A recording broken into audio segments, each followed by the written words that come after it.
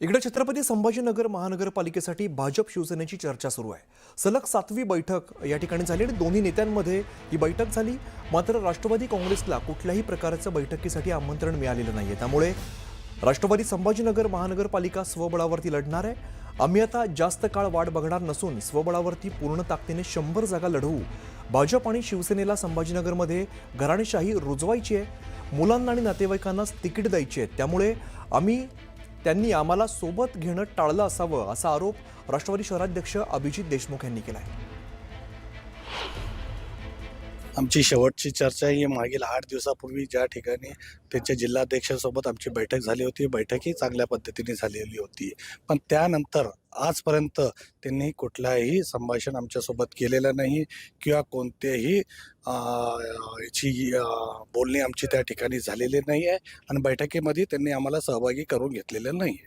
शहर अध्यक्ष म्हणून आपली पुढची भूमिका काय आहे? कशा पद्धतीची आपण सगळी तयारी करतात?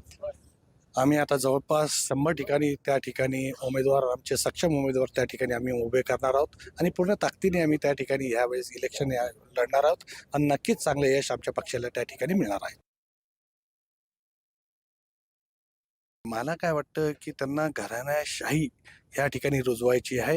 दोन्ही पक्षाच्या नात्या गोत्यांना त्या ठिकाणी त्यांना उमेदवारी द्यायची आहे। कोणाला आपल्या भावाला उमेदवारी द्यायची आहे, कोणाला बहिणीला, मुलाला, कोणाला भाच्याला असे उमेदवारी द्यायची असल्यामुळे त्यांनी राष्ट्रवादी काँग्रेससोबत कोणत्याही प्रकारची त्या ठिकाणी आजपर्यंत बोलणी केली नाही असं आम्हाला समज झालेला आहे आणि त्या ठिकाणी त्यामुळेच आम्ही ह्या निर्णयावर आलो आहे की जवळपास 100 ठिकाणी आम्ही त्या ठिकाणी ताकदीने उतरणार आहोत।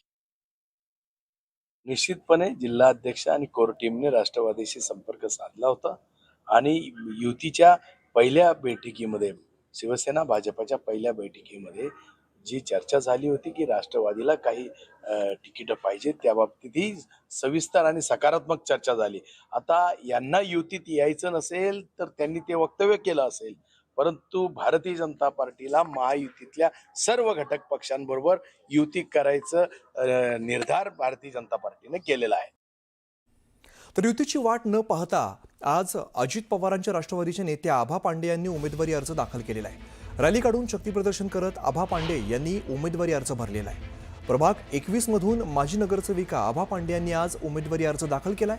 तर इतरही प्रभागात अजित पवारांची राष्ट्रवादी स्वबळावरती निवडणूक लढवण्याच्या तयारीत आहे। या निवडणुकीत आभा पांडे नागपुरात राष्ट्रवादीकडून उमेदवारी अर्ज भरणाऱ्या पहिला उमेदवार आहेत।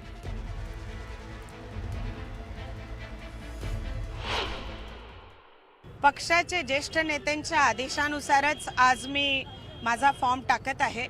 म्हणून हा विषय नाही आहे की स्वबळावर लढणार की महायुतीवर लढणार। हा प्रश्न जो आहे तो ज्येष्ठ पक्षश्रेष्ठींचा आहे। ते जे निर्णय घेतील ते आम्हाला मान्य असेल। 2017ची निवडणूक तुम्ही बघितलेली, अनेक पक्ष माझ्या विरोधात लढलेले होते, परंतु माझ्या प्रभागातील जनतेने ना माझी जात बघितली, ना माझा धर्म बघितला, ना माझा पंथ बघितला, फक्त ना माझा पक्ष बघितला। फक्त बघितलं तर फक्त आणि फक्त माझं काम। आणि मला विश्वास आहे की जे मी वेळ लोकांकरता दिलेली आहे, नागरिकांकरता दिलेली आहे, नागरिक हे माझ्या कामाला समर्थन करतील आणि